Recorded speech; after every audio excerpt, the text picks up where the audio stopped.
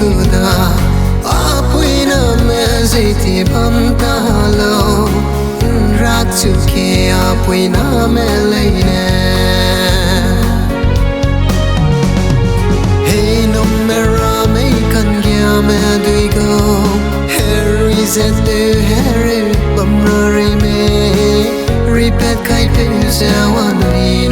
ke o Hallelujah anui toke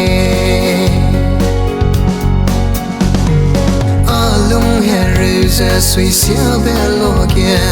Jisu Achu rehhei lalei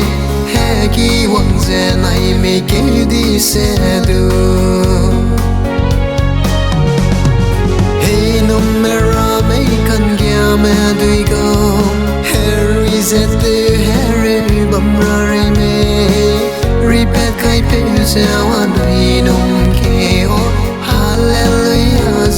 anui toke Ripet peuje Calvary ke pielou betun ngau zai Ninghang hang hereu Heii no Mera kangia me go Herui sedu hereu bam reimei Ripet kai peuje anui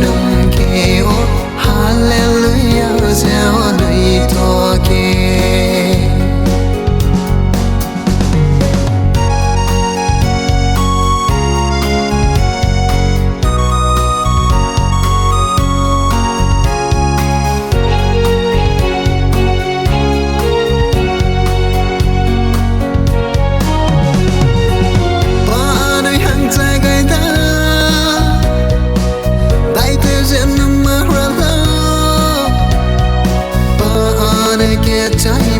lt.Irua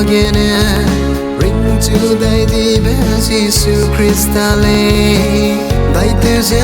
Achu bam ra